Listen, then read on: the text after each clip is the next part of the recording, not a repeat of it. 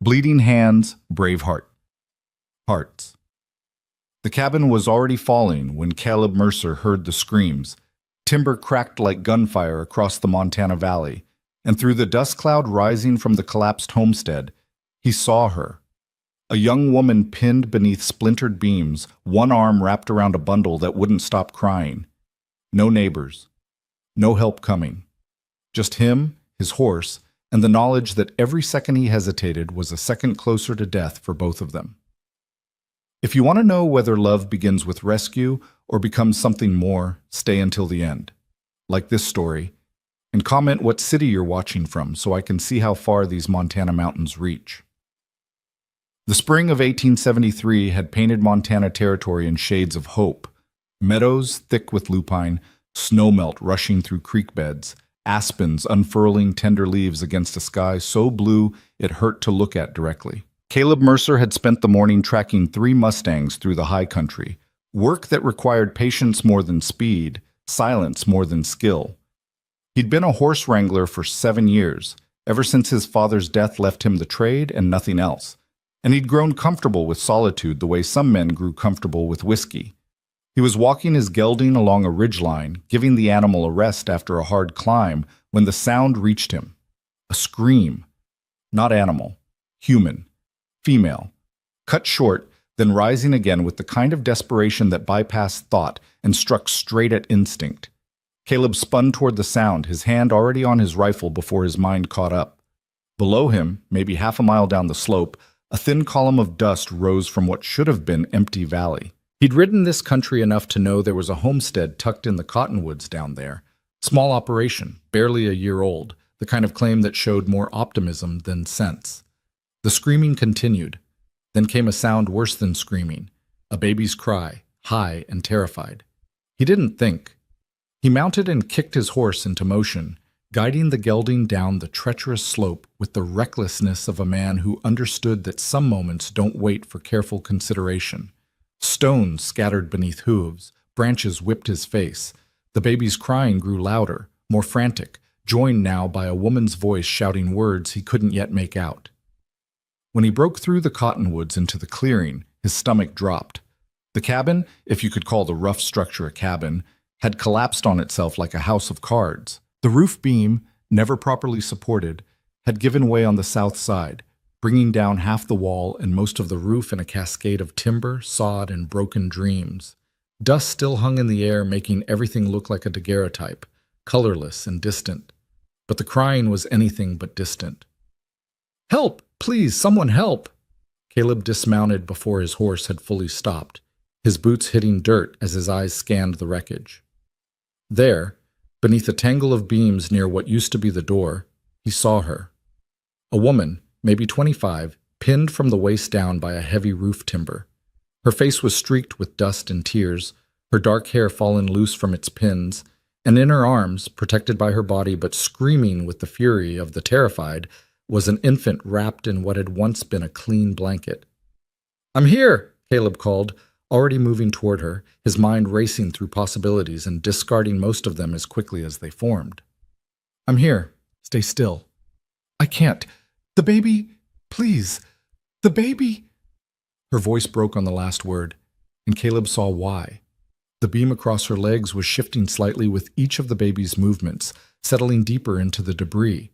If it shifted the wrong way, it would crush her. If he tried to lift it without support, the whole remaining structure might come down on top of them both. He dropped to his knees beside her, his hands already assessing the situation with the quick efficiency of a man who'd spent his life working with his hands. The beam was lodged at an angle, one end buried in debris, the other resting on what remained of the door frame. Smaller boards and chunks of sod roof had fallen around and partially on top of her, but the real problem was that main beam, easily 400 pounds of green timber, settled in just wrong enough to trap her without quite crushing her. Yet. "What's your name?" he asked, keeping his voice level as he began clearing away the smaller debris around her. "Lena. Lena Hart." She gasped as he shifted a board near her hip. "The baby. Maisie. Is she hurt?" Caleb glanced at the screaming infant, red-faced, furious, very much alive. "She's mad, not hurt." "That's good. Means she's breathing fine. How about you? Can you feel your legs? Yes, it hurts, but I can feel them. I was trying to get out when the beam fell. I got Maisie in my arms, but I couldn't. Her voice cracked again, and she pressed her face against the baby's head, her whole body shaking. You did exactly right, Caleb said firmly, already moving back to his horse. You protected her. Now I'm going to get you both out of here, but I need you to stay calm and stay still. Can you do that? Lena nodded, though her breathing was coming fast and shallow. Caleb grabbed his rope from the saddle, his mind working through the problem like a puzzle. He couldn't lift the beam, not without leverage, and there was nothing stable enough to use as a fulcrum. But if he could secure it to his horse and keep it from shifting while he cleared enough debris for her to slide out, it wasn't a good plan. It was just the only plan. He worked quickly, looping his lariat around the beam where it rested on the door frame, testing the knot twice before he was satisfied.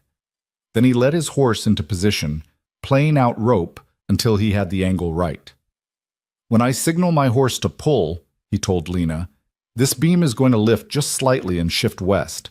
You'll have maybe 10 seconds, probably less, before the weight redistributes and it settles again. When I say go, you slide yourself backward, away from the cabin. Don't try to stand, don't try to help, just slide. Understand? What about Maisie? I'm going to take her first. No! Lena. He crouched beside her again, meeting her eyes directly. If this goes wrong, if that beam shifts the wrong way or the rest of the structure comes down, I need to know that baby is clear. I need you to trust me to come back for you. The calculation that crossed her face was painful to witness. The terrible mathematics of motherhood, weighing her own life against her child's, measuring trust in a stranger against the certainty of what would happen if she refused. Okay, she whispered finally. Okay. Caleb didn't waste time with reassurance. He positioned himself as close to her as the debris allowed and reached for the baby. Maisie's crying reached a new pitch as he lifted her from her mother's arms, and Lena made a sound that might have been a sob, or might have been a prayer. He cradled the infant against his chest with one arm, surprised by how small she was, how fragile, how her crying vibrated through his ribs like a living heartbeat. With his free hand, he carefully picked his way back through the wreckage, every step calculated to avoid shifting the precarious balance of broken timber. He laid Maisie on a blanket he'd spread on the ground, well clear of the cabin. She screamed her protest at the sky, her tiny fists waving, and he had never been so grateful for noise in his life. She's safe, he called back to Lena. Your turn. Are you ready? Yes. The word was barely audible, but steady. Caleb positioned himself at the beam, one hand on the rope, the other ready to help Lena as soon as she was clear. He clicked his tongue at his horse, and the well-trained gelding leaned into the rope. The beam groaned, lifted, shifted west exactly as Caleb had calculated. Go! Lena was already moving, dragging herself backward through the dirt with strength that spoke of pure determination. Her skirt caught on something, a nail, a splinter, and for one terrible second she was stuck, the beam already starting to settle back down. Caleb lunged forward, grabbed her under the arms, and pulled with everything he had. They tumbled backward together, hitting the ground hard just as the beam crashed down where she'd been lying, sending up another cloud of dust and debris. The rest of the cabin's wall groaned ominously, leaning further inward, and Caleb didn't wait to see if it would hold. He hauled Lena to her feet, supporting most of her weight, and half-carried her away from the collapsing structure. They made it 20 feet before her legs gave out completely. He lowered her to the ground beside Maisie, and Lena immediately gathered the baby into her arms, her whole body curving around the infant as sobs finally broke through. Caleb stood over them, breathing hard, his hands shaking now that the immediate crisis had passed. Behind him, the cabin let out one final groan and collapsed completely, timber and sod falling inward with a crash that sent birds exploding from the cottonwoods. For a long moment, no one spoke. Lena rocked Maisie, crying too hard for words. The baby's screams had subsided to hiccuping whimpers. Caleb's horse snorted and shook its head, dislodging dust from its mane. Then Lena looked up at him, her face tracked with tears and dirt, and said, "Thank you, I can't, thank you." "Can you walk?" Caleb asked, his voice rougher than he intended. She tried to stand, made it halfway up before crying out in pain and collapsing back down. "My ankle, I think it's twisted." Caleb crouched beside her, his hands gentle as he examined her leg through her torn skirt. Her ankle was already swelling, the skin discolored. Sprained, probably. Maybe broken. Either way, she wasn't walking anywhere.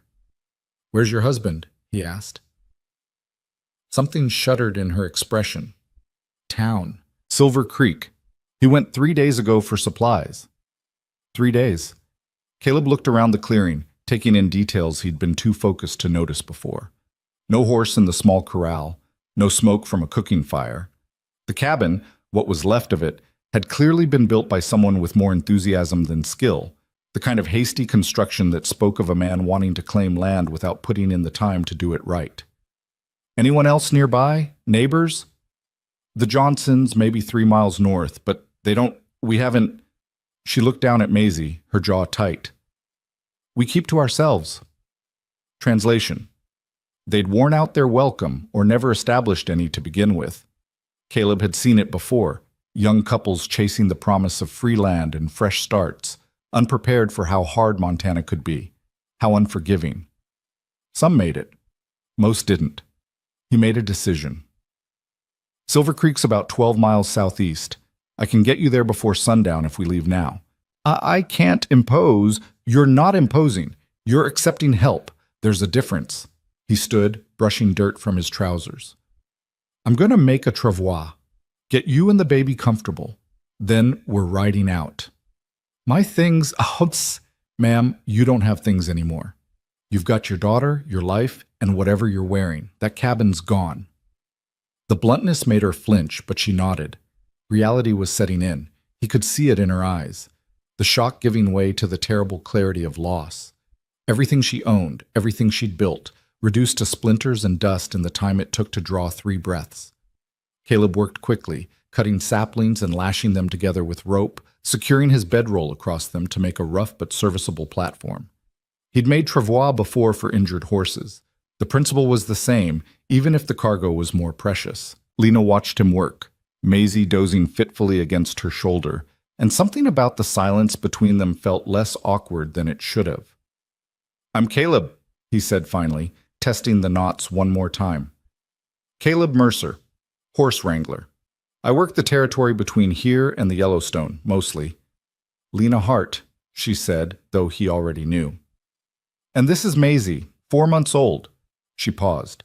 We came from Ohio, last autumn. Grant, my husband, he read about the Homestead Act and decided we should claim land before it was all gone. The way she said her husband's name, flat, careful, told Caleb more than the words themselves. Ohio's a long way to come, he said neutrally. Yes. That was all. Just yes. He helped her onto the travois, arranging the bedroll so she could sit with her back against his saddlebags, Maisie cradled in her lap. She bit her lip against the pain as he lifted her injured ankle, but didn't cry out. Tough, he thought. She'd need to be. The journey to Silver Creek was slow, the travois bumping over uneven ground despite Caleb's best efforts to choose smooth paths. The sun climbed higher, then began its descent, painting the mountains in shades of amber and rose. Maisie slept, then woke crying, then slept again. Lena didn't complain, though Caleb could see the pain etched deeper into her face with each mile. They stopped once so she could nurse the baby in privacy, Caleb walking his horse a respectful distance away and checking the travois lashings to give her time. When he returned, Maisie was sleeping again, and Lena was staring at the mountains with an expression he couldn't quite read. I've never seen them look so beautiful, she said quietly. Isn't that strange? Today of all days? Beautiful things don't stop being beautiful just because the world goes hard, Caleb said. Montana doesn't care much about our troubles. I'm starting to understand that. They rode on. The sun was touching the western peaks when Silver Creek finally came into view. A scatter of buildings along a creek that gave the town its name, maybe 200 souls at most, the kind of place that existed primarily to service the ranches and mining claims scattered across the surrounding territory. Caleb guided his horse down the main street, aware of the stairs following them, the way conversation stopped and started again in their wake.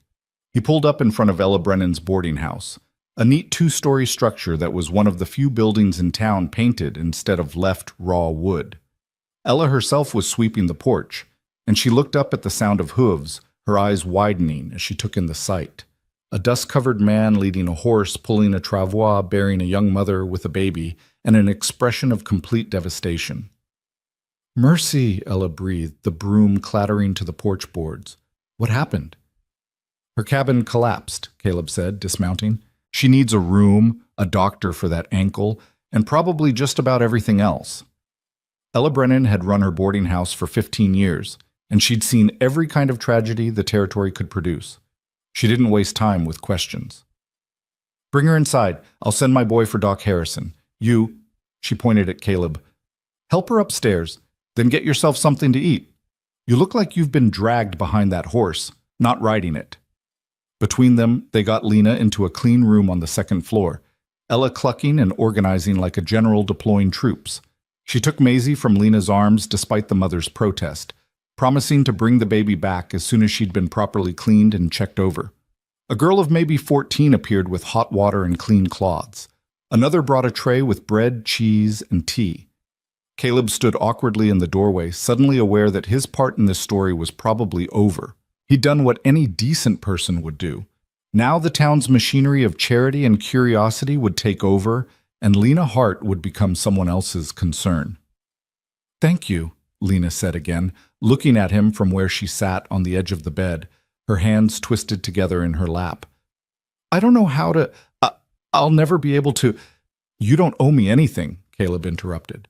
"I'm glad I heard you. Glad I could help." He touched the brim of his hat. "Take care of yourself and that baby." He turned to leave. "Will you..." She stopped, started again. "Will you tell Grant what happened when you see him in town? I don't know where he's staying, but if you could..." Something in her voice made him turn back. "I'll ask around," he said. "See if I can find him." The relief on her face was painful to witness. She thought her husband would care. Thought he'd come running when he heard. Caleb had his doubts.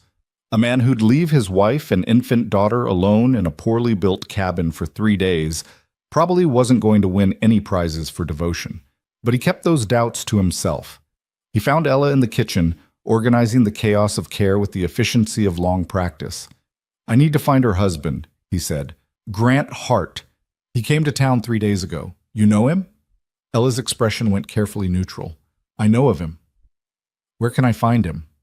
"Caleb." She set down the bowl she'd been holding and looked at him directly. "Maybe you should let the sheriff handle this." "Why would the sheriff need to handle it?" She sighed. "Because Grant Hart is dead." The words landed like stones. Caleb felt something cold settle in his chest. "How?" "Card game at the Lucky Devil, 2 nights ago. He accused Jimmy Crawford of cheating, which Jimmy probably was, but nobody could prove it, and things got heated. Jimmy drew first, witnesses say, and Grant went for his gun. Jimmy was faster." She shook her head. "Sheriff called it self-defense. Jimmy left town yesterday, and Grant's buried in the cemetery up on the hill. I'm sorry." Caleb looked toward the ceiling, thinking about the woman upstairs who'd just lost everything. Home, possessions, and now, though she didn't know it yet, her husband. A husband who'd died gambling instead of returning to his family. A husband who'd left them vulnerable and alone in a cabin that couldn't withstand a strong wind, let alone Montana spring. "I have to tell her," he said. "I can do it," Ella offered. "Might be easier coming from another woman." "No." Caleb surprised himself with the firmness of his own voice. "I pulled her out of that cabin. I brought her here. She asked me to find him. This is my responsibility." Ella studied him for a long moment, then nodded. "There's coffee on the stove. Drink some before you go up. You'll want something to steady yourself." But Caleb didn't want coffee. He wanted this conversation to be over. The hard truth delivered so whatever came next could start. He climbed the stairs with heavy steps, knocked gently on Lena's door. "Come in." She was sitting in a chair by the window, cleaned up now, her hair brushed and pinned, wearing what must have been a borrowed dress. Maisie was back in her arms, clean and sleeping. Lena looked up at him with hope in her eyes, and Caleb felt something break inside his chest. "Did you find him?" Caleb crossed the room and pulled up the other chair, sitting so they were at eye level. He'd never had to deliver news like this before, and he found himself wishing someone had taught him the right words, the gentle way to break a heart. But there were no right words. There was only the truth. I found out what happened to him, Caleb said carefully. Lena, I'm sorry. Grant died 2 nights ago. There was a fight at a saloon, a card game that went bad. The sheriff ruled it self-defense. He watched her face as the words landed, watched shock, disbelief, and then something more complicated. Grief, yes, but also something that looked almost like resignation. Her arms tightened around Maisie, but she didn't cry. She just stared at him, her eyes searching his face as if looking for proof that this wasn't real. He's buried at the cemetery, Caleb continued, his voice gentler than he'd known he could make it. I can take you there tomorrow if you want, or Ella can. You don't have to decide now. A card game, Lena said finally, her voice distant. He was playing cards while our cabin was falling down. You couldn't have known, couldn't I? She looked down at Maisie, her jaw working. He told me he was going for supplies. Flour, salt, nails to fix the roof. He promised he'd be back the next day. But I knew. I knew he'd find a game, find whiskey, find any reason not to come home. Her voice cracked. And I stayed anyway. I kept believing he'd change, that having Maisie would make him want to be better. But he didn't want to be better. He just wanted what he wanted. Caleb didn't know what to say to that kind of raw honesty, so he said nothing. He just sat with her while she stared out the window at a town that held her husband's grave, holding a baby who would never remember her father, processing a loss that seemed to hurt less than it should, and that fact hurting more than the loss itself. What am I going to do? She whispered finally. Tonight? Nothing. You're going to sleep. Let that ankle heal. Let Ella fuss over you and Maisie. Everything else can wait until tomorrow. I don't have any money. I can't pay for this room, for the doctor, for... Then you'll owe it and pay it back when you can. Or the town will cover it, or I will. It doesn't matter. He stood, his hat in his hands. What matters is you're safe and that baby's safe. The rest is just details. Lena looked up at him, her eyes bright with unshed tears. Why are you being so kind to me? You don't know me. You don't owe me anything. I don't need to owe you to help you, Caleb said. That's not how it works. He left before she could respond, closing the door gently behind him. In the hallway, he leaned against the wall and let out a long breath, suddenly exhausted in a way that had nothing to do with the day's physical labor. Downstairs, Ella was waiting with that promised coffee and a plate of stew he hadn't asked for but was grateful to receive. He ate mechanically, tasting nothing, while she sat across from him and watched with knowing eyes. You planning to stay in town? She asked. I have work, horses to track. Mm-hmm. She sipped her own coffee. Those horses going anywhere urgent? Caleb thought about the Mustangs, wild and free in the high country, and the young widow upstairs with an infant and no future. No, he admitted. I suppose they're not. Ella smiled. Room's $5 a week, includes meals. I have a small one in the back that's empty. I didn't say... You didn't have to. She stood, collecting his empty plate. Get some rest, Caleb Mercer. Tomorrow's going to be another long day, I suspect. She was right about that, though neither of them could have known just how long or how much would change before the sun set again on Silver Creek. Caleb walked out into the evening air, the spring sky deepening to purple overhead, stars beginning to emerge like promises in the darkness. Somewhere up on the hill, a man he'd never met lay buried, his mistakes outliving him. Somewhere upstairs, a woman he'd known for less than a day held a sleeping baby and contemplated a future that must have seemed impossibly vast and terrifyingly empty. And Caleb, who'd spent 7 years choosing solitude over complication, whose life revolved around horses and sky and the simple satisfaction of work done well, felt something shift in his chest. Not attraction exactly. It was too soon for that, too complicated. But connection, maybe. Responsibility. The sense that some stories, once you stepped into them, didn't let you step back out until they'd run their course. He looked up at the lighted window where Lena's room was and made a decision that would shape everything that followed. He'd stay.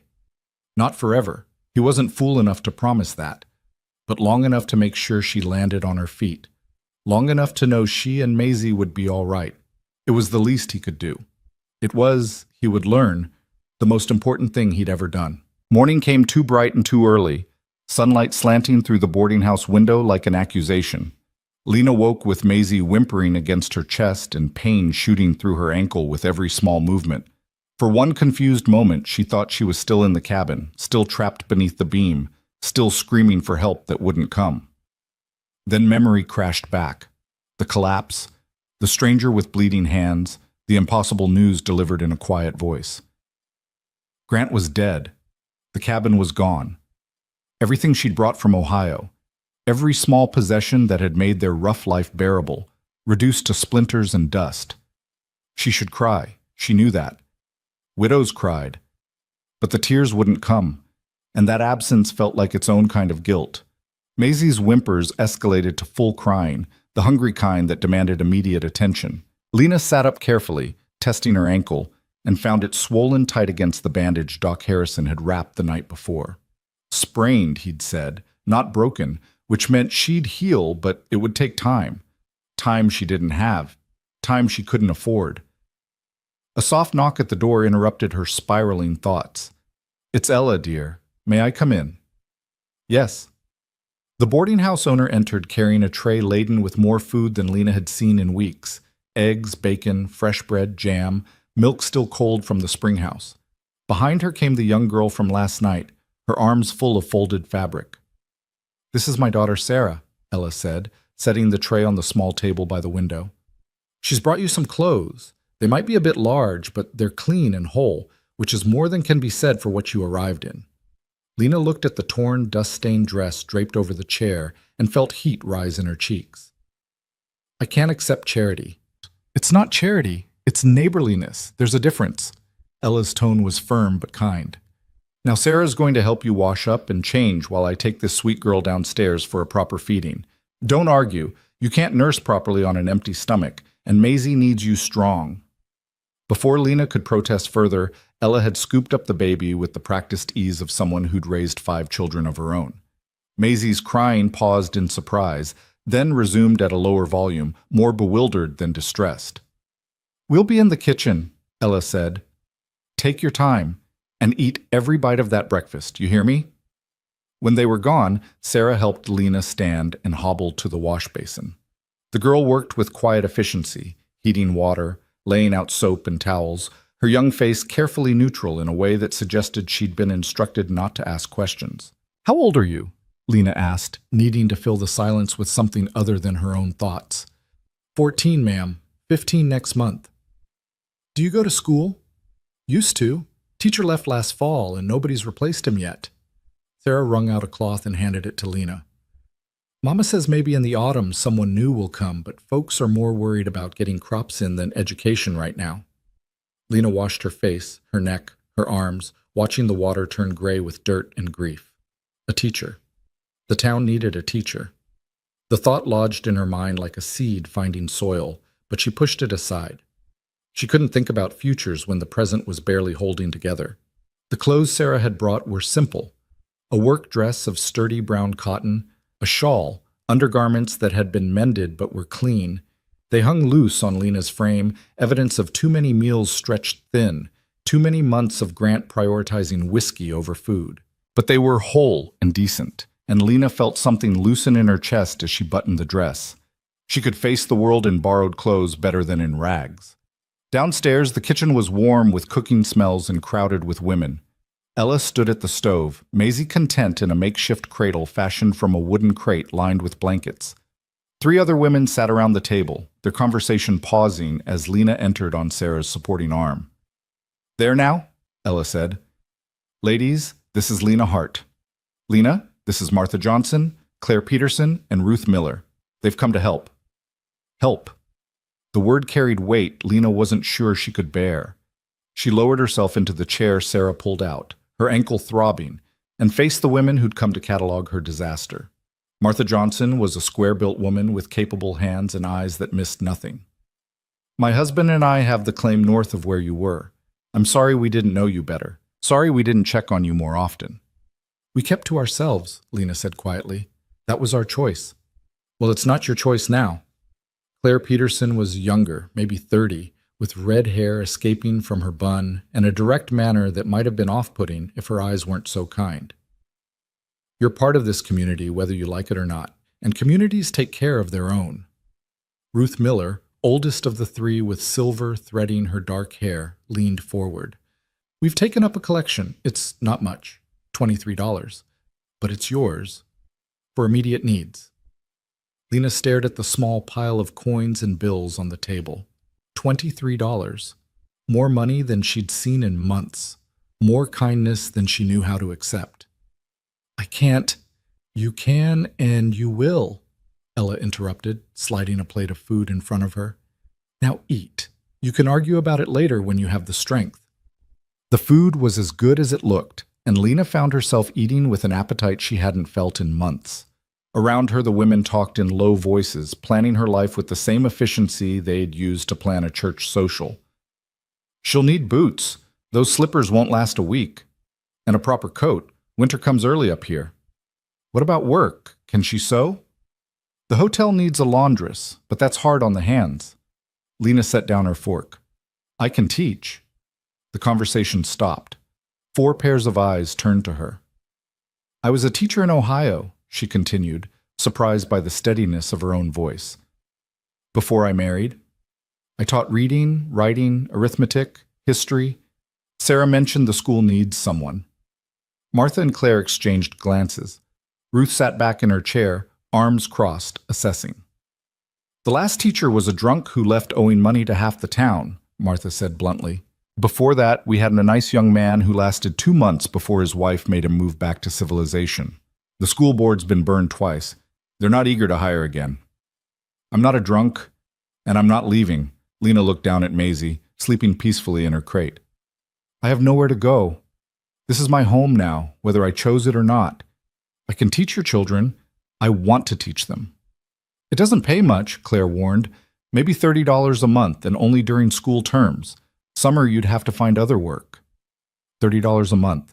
It was nothing and everything. It was survival. It was dignity. It was a reason to get up in the morning beyond just feeding Maisie and counting the days until the next disaster struck. I'll take it, Lena said. If they'll have me. I'm on the school board, Ruth said, along with Pastor Williams and Henry Chen, who runs the mercantile.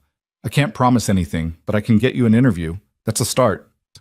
It was more than a start. It was a lifeline, and Lena grabbed it with both hands.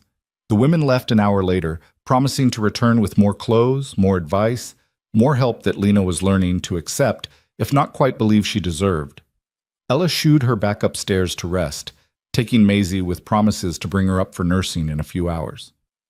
Alone in her room, Lena lowered herself onto the bed and finally let herself feel the full weight of everything that had happened. Grant was dead. She was a widow at 25. Her daughter would grow up without a father, not that Grant had been much of one in the 4 months since Maisie's birth, but still. The permanence of it pressed against her chest like that beam had pressed against her legs, inescapable and crushing. But beneath the grief and the shock, beneath the fear and the uncertainty, Lena felt something else stirring, something that felt almost like relief. She was free. The thought came unbidden and brought guilt with it, but it was true nonetheless. Free from waiting for Grant to come home drunk or not at all. Free from listening to his grand plans that never materialized, his promises that broke as easily as they were made. Free from the particular loneliness of being married to someone who resented your presence even as he needed your labor. She'd loved him once, or thought she had. The handsome boy with big dreams who'd courted her with poetry and promises of adventure. But that boy, if he'd ever really existed, had died long before Jimmy Crawford's bullet found him. He died somewhere between Ohio and Montana, buried under whiskey and disappointment, and the bitter realization that free land wasn't actually free, that dreams required work he wasn't willing to do. And now Lena could grieve the loss of who she'd hoped he'd be without the daily weight of who he actually was. A knock at the door pulled her from these dangerous thoughts. It's Caleb Mercer, ma'am. Ella said you were awake. I can come back if... No, come in. Lena smoothed her borrowed dress, suddenly aware of her unpinned hair, her tear-swollen eyes, the intimacy of allowing a man into her bedroom even with the door open and voices carrying from downstairs. Caleb entered carrying his hat, his hands still wrapped in bandages from yesterday's work.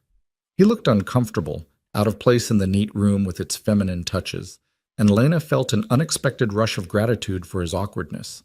He wasn't comfortable with this either, this strange dance of disaster and duty. "I wanted to check on you before I headed out," he said. "Make sure you had everything you needed." "You're leaving? Just for a few days? I have horses to track. It's my work. I can't just abandon it. But I'll be back by Friday. I wanted you to know."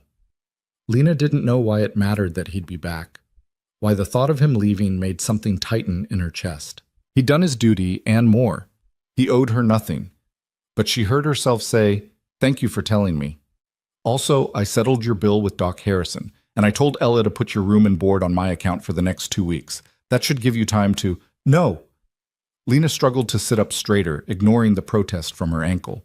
"I can't accept that. You've already done too much. I haven't done anything that needs repaying. Mr. Mercer, Caleb." "Caleb, then. I appreciate your kindness, truly, but I won't be a charity case. I won't be the poor widow everyone takes pity on. The women from town brought me money this morning, $23. I can pay my own way." Caleb crossed the room and sat in the chair by the window, his long legs stretched out in front of him. "That $23 needs to buy you boots, a coat, supplies for Maisie, and food for however long it takes you to find work. It needs to be your cushion against the next disaster, because in Montana there's always a next disaster. It can't also cover doctor bills and 2 weeks at the boarding house." "I have work. Ruth Miller is getting me an interview to teach." "That's good. That's real good." He studied her face. "But even if you get it, school won't start until fall. That's 4 months away. What are you going to do until then?" The question hung in the air between them, unanswerable and unavoidable. Lena looked down at her hands, work-roughened and empty. "I'll find something. Washing, mending, cooking. I'll manage." "I'm sure you will. You seem like the managing type." There was no mockery in his voice, just observation. "But managing doesn't mean you have to do it alone. Let me help. Not because you're charity, but because I want to. Because I pulled you out of that cabin, and I'd like to know the effort meant something beyond just keeping you alive for one more day." Lena looked up at him, the stranger who'd risked his life for hers, who kept showing up when he could have walked away. His face was weathered from years of outdoor work, his hands scarred and capable, his eyes steady in a way Grant's never had been. He looked like someone who kept his promises, who said what he meant and meant what he said. 2 weeks, she said finally. "After that, I pay my own way. Agreed?" "Agreed." Caleb stood, settling his hat on his head. "I'll be back Friday. If you need anything before then, tell Ella. She knows how to reach me if it's urgent." He was almost to the door when Lena called after him. "Caleb, why are you doing this? Really?" He paused, his back to her, silent for so long she thought he might not answer. When he finally spoke, his voice was quiet. "My mother died when I was 12. Cabin fire. My father tried to save her, burned his hands so bad he never could work the same again. We had neighbors who helped, brought food, paid for the doctor, gave my father work he could still do. They didn't know us well. We'd been on our claim less than a year, but they helped anyway, and because they did, my father and I survived. We got through." He turned to face her. "I guess I'm paying that forward, making sure kindness doesn't die out just because the country's hard. I'm sorry about your mother." "Me too. But she'd have liked knowing her death taught me something about living." He touched the brim of his hat. "Take care of yourself, Lena Hart. I'll see you Friday." When he was gone, Lena sat in the chair he'd vacated and looked out the window at Silver Creek, this town that was becoming hers, whether she'd chosen it or not. Somewhere out there was a cemetery where Grant lay buried, and she knew she should feel more about that than she did. Should feel devastation, heartbreak, the crushing weight of loss. But mostly what she felt was tired and cautiously, carefully hopeful. Ella brought Maisie up an hour later, and Lena nursed her daughter by the window, watching the town go about its business. She saw Ruth Miller enter the mercantile, probably to speak with Henry Chen about the teaching position. Saw Martha Johnson loading supplies into a wagon, her movements efficient and practiced. Saw life continuing the way it always did, indifferent to individual tragedy, but somehow absorbing it anyway, making space for grief while insisting the world keep turning. 3 days later, dressed in her borrowed brown dress with her hair pinned carefully beneath a borrowed bonnet, Lena stood in front of the Silver Creek School Board for the interview that would determine her future. The schoolhouse was a single room with rough benches, a battered desk, and a chalkboard that had seen better days. Pastor Williams was a soft-spoken man in his 50s who asked about her religious education. Henry Chen, the mercantile owner, wanted to know if she could keep discipline. Ruth Miller simply asked her to teach. "Give us a sample lesson," Ruth said. "Pretend we're your students. Show us what you can do." Lena stood at the front of the empty classroom, her ankle still aching but healing, and looked at the 3 adults who held her future in their hands. She thought about Ohio, about the classroom where she'd first fallen in love with teaching. She thought about Maisie, sleeping in Ella's kitchen, depending on her mother to build a life worth living. And then she taught. She taught them about the alphabet, turning letters into stories. She taught them arithmetic using coins and apples and practical problems. She taught them about Montana Territory, about the land they lived on, about the history that had brought them all here. She taught for 30 minutes that felt like 30 seconds, and when she finished, the room was quiet. Henry Chen spoke first. $30 a month. School runs September through May with a month off at Christmas. You provide your own housing and supplies. The town provides the schoolhouse, firewood, and chalk. Agreed? Lena's heart was pounding so hard she could hear it in her ears. Agreed. Then welcome to Silver Creek, Mrs. Hart. School starts the first Monday in September. We'll expect you ready to teach 25 students ranging from 6 to 16. She walked back to the boarding house with her head high, despite the limp, despite the borrowed clothes, despite everything. Ruth Miller walked beside her, talking about curriculum and expectations, but Lena barely heard the words. She had work. She had purpose. She had a future she'd built with her own capabilities, not one handed to her through marriage or rescue. That evening, she sat with Ella in the kitchen after the other boarders had gone to their rooms. Maisie dozed in her arms, milk-drunk and peaceful. "You did good today," Ella said, mending a torn sheet with quick, efficient stitches. "Heard it from Ruth.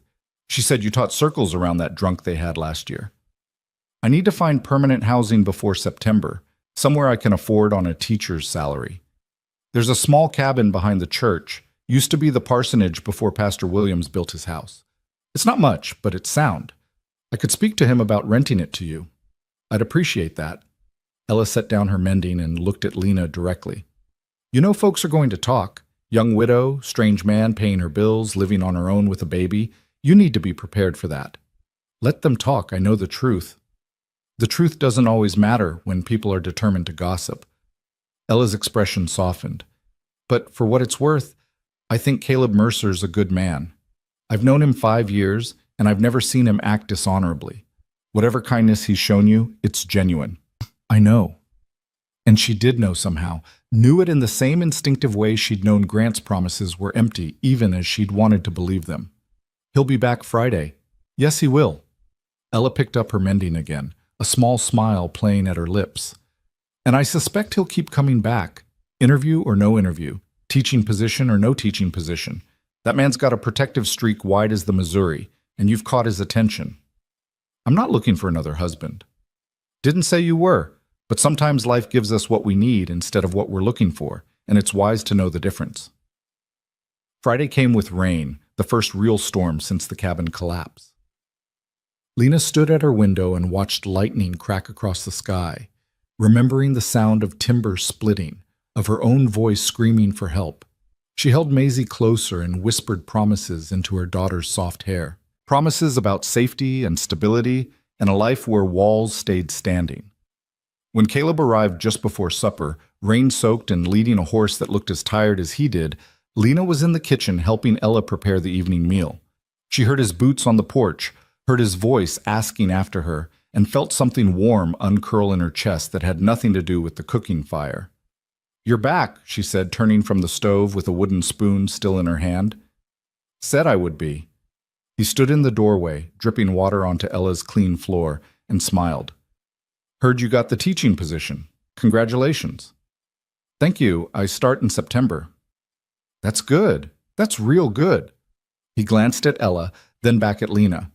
"I was wondering if you'd like to take a walk tomorrow. If your ankle's up to it, There's something I'd like to show you. Lena knew she should say no. Knew that walking out with a man, even in daylight, even in full view of the town, would start tongues wagging. Knew that the smart thing, the safe thing, was to keep her distance and her reputation intact. But she also knew that Caleb Mercer had pulled her from the wreckage of her old life with bleeding hands and had asked nothing in return. That he'd told her about his mother and made her feel less alone. That when he looked at her, he saw someone capable and strong, not someone who needed saving. "I'd like that," she said. "My ankle's much better." His smile widened. "Good. I'll come by after breakfast." That night, Lena lay in her borrowed bed in her borrowed room, listening to Maisie's soft breathing and the rain against the windows. In 4 days, she'd lost a husband, gained a profession, and found something she couldn't quite name but felt like the first green shoots after a long winter. Tomorrow, she'd walk out with Caleb Mercer and see what he wanted to show her. Tomorrow, she'd take another step into this new life she was building from the ruins of the old. And for the first time since that beam had fallen, Lena felt something stronger than fear. She felt possibility. The morning dawned clear and cool, the storm having scrubbed the sky clean and left everything smelling of wet sage and possibility. Lena dressed carefully in the best of her borrowed clothes, a dark blue cotton dress that Claire Peterson had brought by with the shy admission that it had never fit her quite right, but might suit Lena just fine. She pinned her hair with more care than usual, then immediately unpinned it and did it again more simply, annoyed with herself for caring how she looked. This wasn't courtship. This was gratitude, maybe friendship, nothing more. Caleb had been clear about his intentions. He wanted to help, to pay forward the kindness his family had received. The fact that her heart had beat faster when she'd heard his voice in the kitchen meant nothing except that she was lonely and he was kind, and she'd learned the hard way not to confuse kindness with love. Ella was feeding Maisie mashed apple when Lena came downstairs, and the older woman's knowing smile made Lena's cheeks warm. "She'll be fine with me," Ella said before Lena could offer to stay. "Sarah's going to help, and between us we've raised enough babies to manage one more for a few hours. You go on and enjoy the sunshine while it lasts. You should stop arguing and accept that people want to help you." Ella's tone was gentle but firm. "That baby needs a mother who remembers how to smile, Lena Hart. Go find out if you still can." Caleb was waiting on the porch, his hat in his hands, looking as uncertain as she felt.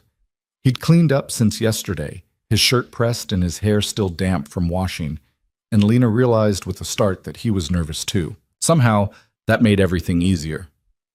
"Ready?" he asked. "Yes, where are we going?" "You'll see." They walked through town together, Lena's ankle protesting only slightly, and she was acutely aware of the eyes following them from windows and doorways. Mrs. Patterson paused her sweeping to stare. Old Tom Miller tipped his hat with a grin that suggested he knew exactly what they were up to, even though they weren't up to anything. By tomorrow, the whole town would have them engaged or scandalously involved, or both, and there was nothing Lena could do about it except hold her head high and keep walking. "Does it bother you?" Caleb asked quietly as they left the main street behind. "The gossip." "It bothers me that I care about it bothering me," Lena admitted. "I should be above caring what people think, but I'm going to be teaching their children in September. My reputation matters." "Your reputation is that you survived a cabin collapse, buried your husband with dignity, and earned a teaching position through your own merit. Anyone who thinks less of you for taking a walk in broad daylight with a man who helped you isn't worth your concern." Easy to say when you're not the one they're talking about. "Oh, they're talking about me too, wondering what my angle is, whether I'm trying to take advantage of a vulnerable widow, whether I'm fool enough to take on another man's child."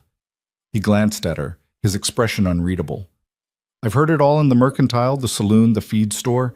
Small towns don't keep secrets well." "And what do you tell them?" "Nothing. Let them wonder. The truth's not their business."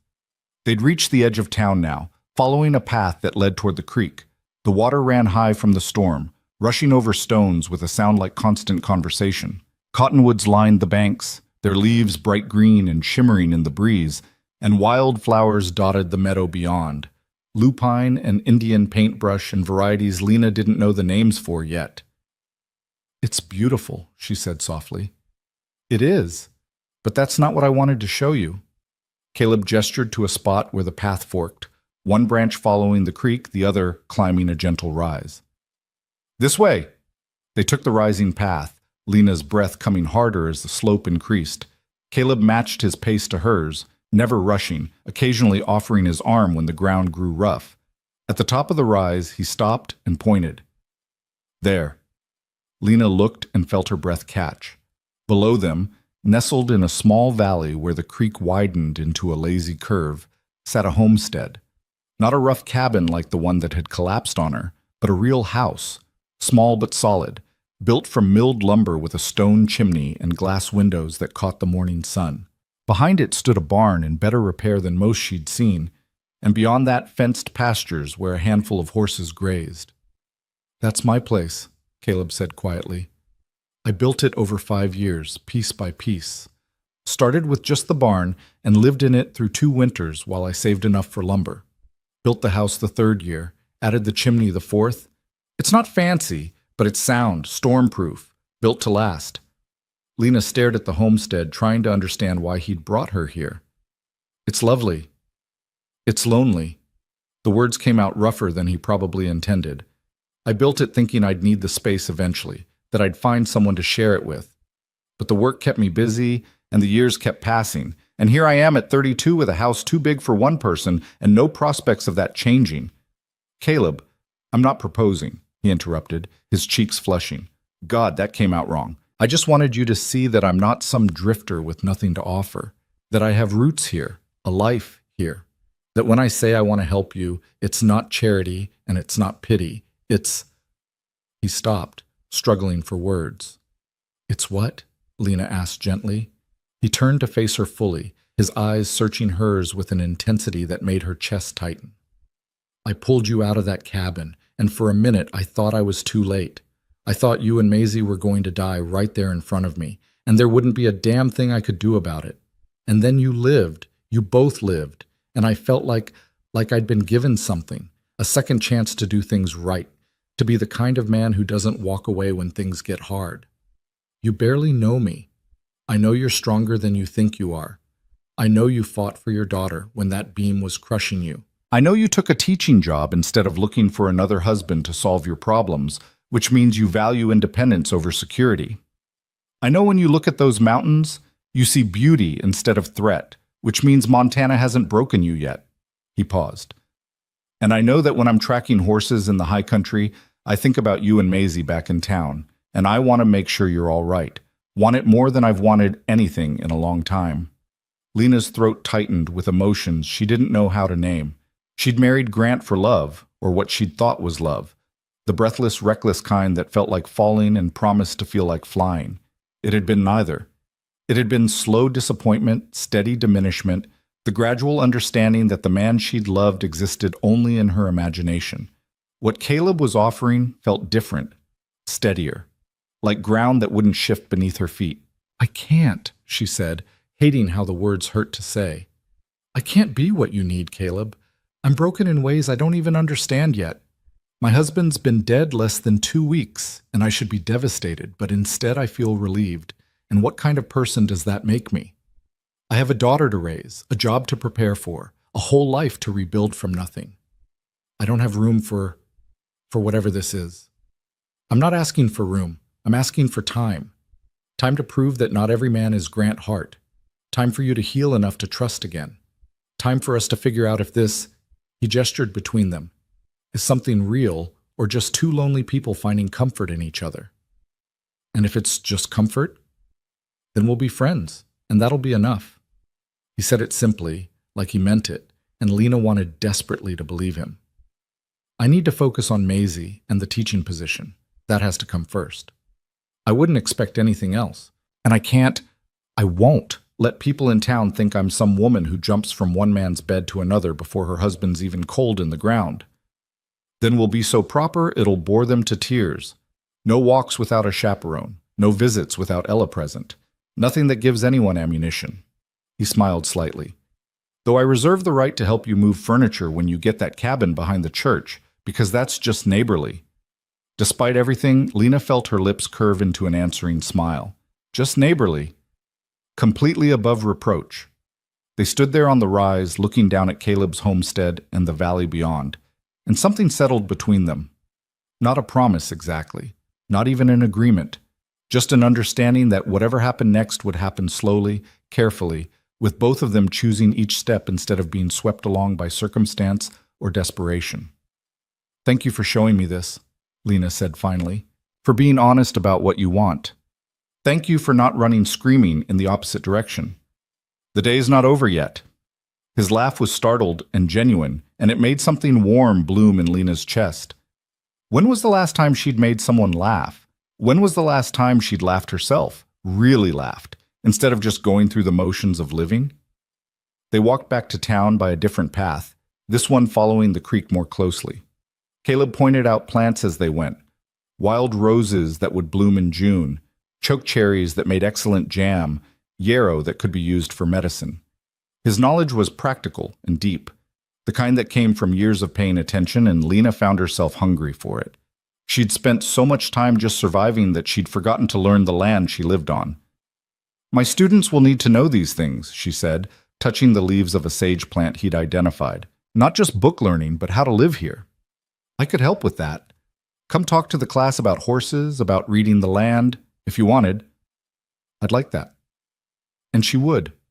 She could already picture it, Caleb standing in front of her students, teaching them things their parents might not think to teach, giving them tools for the lives they'd actually lead instead of the lives some distant curriculum thought they should lead.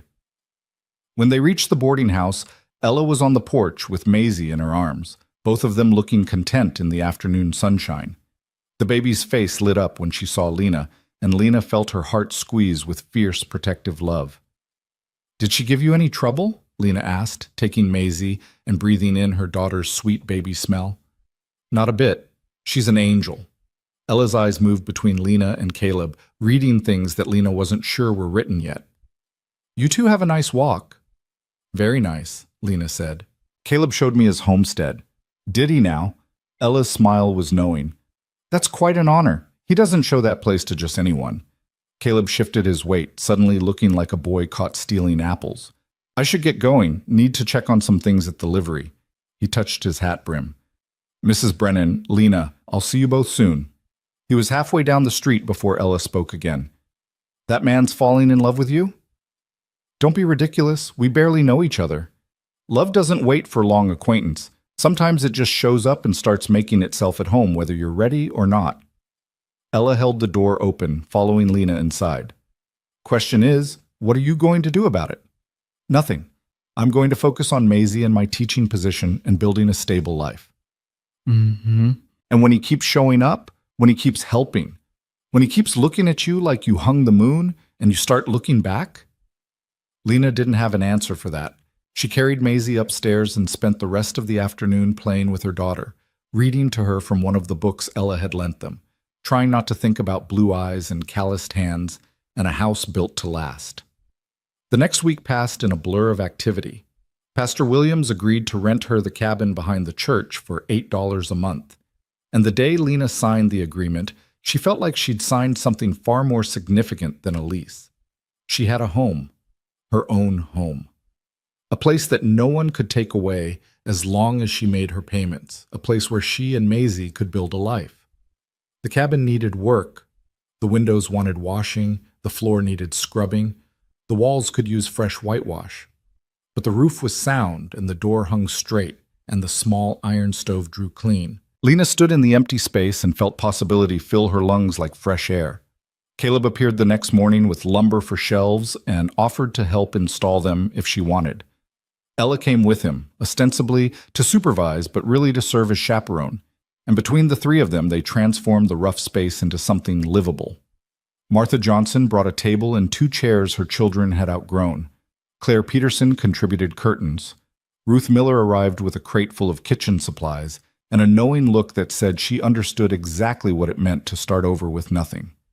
By the end of June, Lena and Maisie had moved out of the boarding house and into their own home. It wasn't much.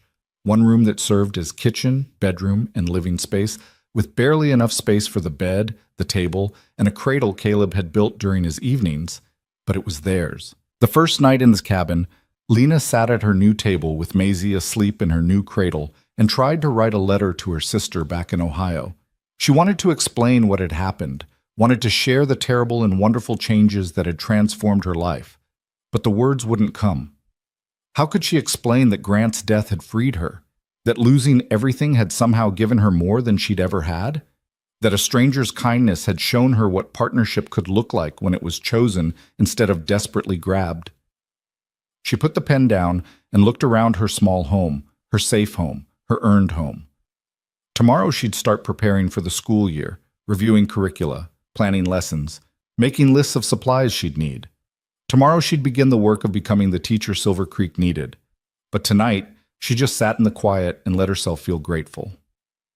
July brought heat and the kind of hard work that left Lena exhausted but satisfied. She took in mending and washing to supplement the money the town women had given her, her hands roughening again with labor she didn't resent because it was hers.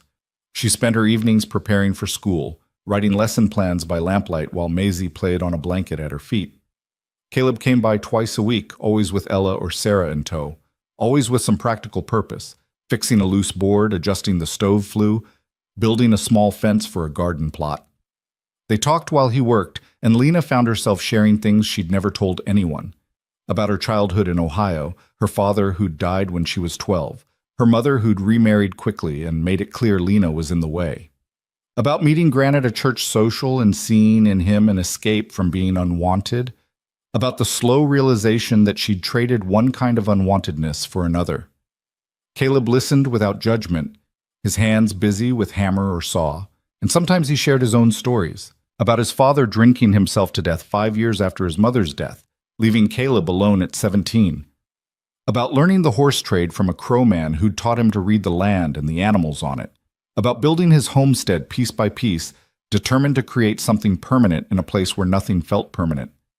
"Do you ever get lonely out there?" Lena asked one evening while he was installing a proper latch on her door. "Every day. But there's a difference between being alone and being lonely. Alone is just a fact. Lonely is what happens when you want company and don't have it."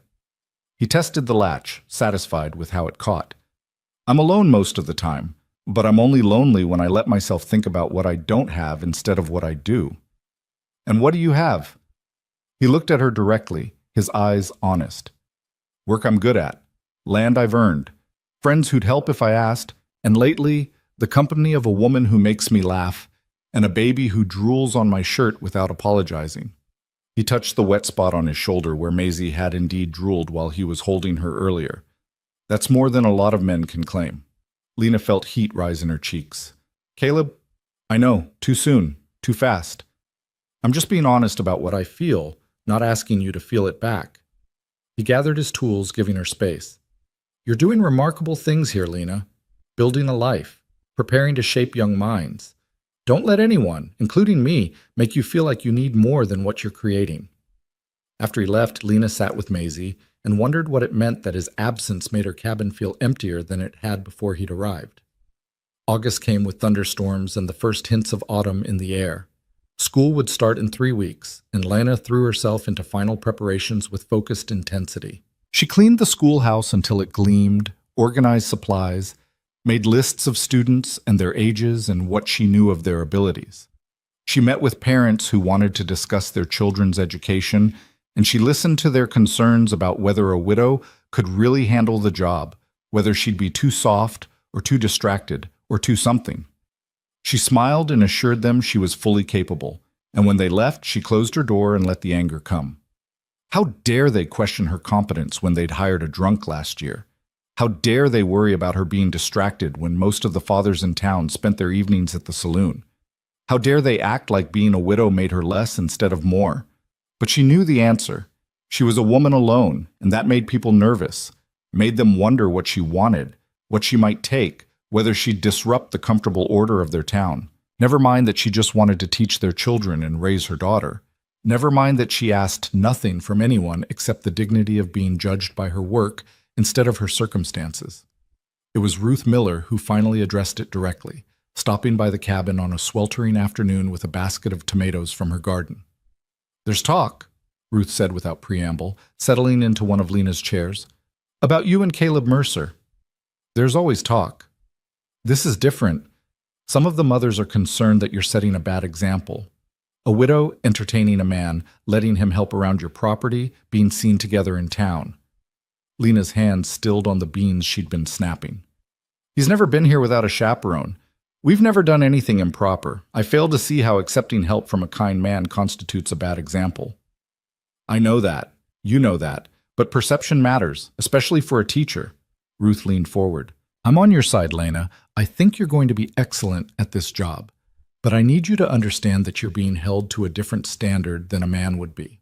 It's not fair, but it's reality." "So what do you suggest? That I tell Caleb to stop helping? That I pretend he doesn't exist?" "I suggest you be even more careful than you already are. And I suggest you think about what you really want from him, because this situation can't continue indefinitely. Either he's courting you properly with intent to marry, or he's not. The town needs to know which it is." After Ruth left, Lena sat with her head in her hands and tried to sort through the tangle of her feelings. Did she want Caleb courting her? The thought made her stomach flutter with something that might have been excitement or might have been terror. She liked him, more than liked him. When he was near, she felt safer, happier, more herself. When he left, she missed him. But missing someone and wanting to marry them were vastly different things. She'd married Grant too quickly, too young, for too many wrong reasons. She wouldn't make that mistake again. That evening, when Caleb stopped by with fresh trout he'd caught and an offer to cook them for dinner if she didn't mind, Lena made a decision. "We need to talk," she said. Something in her tone made him set down the fish and give her his full attention. "All right. People are talking about us, about whether we're courting, about whether I'm being inappropriate. Ruth Miller came by today to warn me that I'm being judged differently because I'm a woman and a teacher, and she's right." Lena took a breath. "I can't afford to lose this position, Caleb. Maisie and I depend on it, which means I need to be above reproach." "I understand. Do you? Because I'm not sure I do. I don't know what we're doing here. I don't know if you're helping because you feel obligated, or because you're courting me, or because we're friends, or some combination of all three. And I need to know. I need clarity, because the town needs clarity, and I can't navigate this uncertainty while trying to prove I can handle 25 students." Caleb was quiet for a long moment, his jaw working. When he finally spoke, his voice was careful. "What do you want me to say?" "The truth. What do you want from me?" "Everything." The word came out raw. "I want to court you properly, with your permission and the town's knowledge. I want to build something real with you, at a pace that respects what you've been through. I want to be there when Maisie takes her first steps, when you teach your first class, when Montana throws its worst at you. I want to prove that I'm nothing like Grant Hart, that I'll show up and stay and do the work that love requires. But I can't want those things at you. You have to want them too, or at least be willing to consider wanting them someday." Lena's heart was pounding so hard she could barely breathe. "I'm terrified. Of me? Of getting it wrong again. Of trusting when I shouldn't. Of needing someone and having them disappoint me." She blinked back tears. "Of feeling this much after I promised myself I wouldn't feel anything at all." Caleb crossed the small space between them and took her hands in his calloused palms warm against her skin. "I can't promise I'll never disappoint you. I'm human, and humans mess up. But I can promise I'll try my damnedest to be worthy of your trust. And I can promise that if I mess up, I'll own it and fix it, instead of running or blaming you or drowning it in whiskey. That's a low bar. Maybe, but it's the bar that matters to you, and I'll clear it every day for the rest of my life if you'll let me." Lena looked at their joined hands, then up at his face, and saw nothing but sincerity in his eyes. He meant it, every word. "Okay," she whispered. "Okay? Court me. Properly. Slowly. With the whole town watching and judging and gossiping. We'll do everything right, by every rule they've ever invented. And maybe, if we're both very lucky and very careful, we'll figure out if this is real or just two broken people clinging to each other in the wreckage." His smile was bright enough to light the dimming cabin. "I can work with maybe." And when he left that night, after cooking those trout and eating dinner with perfect propriety, while Ella looked on with undisguised approval, Lena stood at her door and watched him walk away and let herself hope. Hope that this time, this man, this choice would be different. Hope that she was finally learning to tell the difference between rescue and partnership, between need and want, between settling and choosing. Hope that the life she was building, one plank, one lesson, one careful step at a time, was sturdy enough to hold not just her and Maisie, but maybe, someday, something more. September arrived with the kind of crystalline mornings that made Montana look like it had been painted fresh overnight, all gold aspens and blue sky sharp enough to cut. Lena stood at the schoolhouse door on that first Monday, her hands trembling slightly as she watched families arrive, fathers on horseback, mothers in wagons, children walking in clusters, all of them converging on this single room that would become the center of her world for the next 9 months. 27 students filed in, not the 25 she'd expected.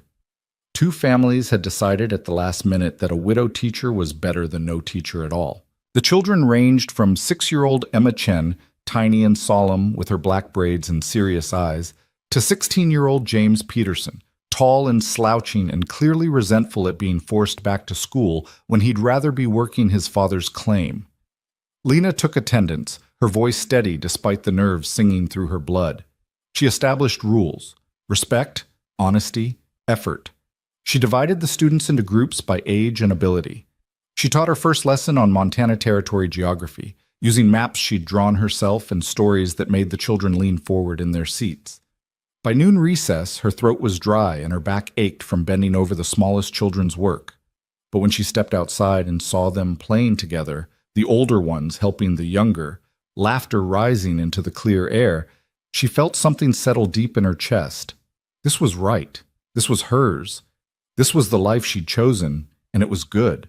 Caleb appeared at 3 o'clock, just as she was dismissing the students, leading a mare with a distinctive white blaze.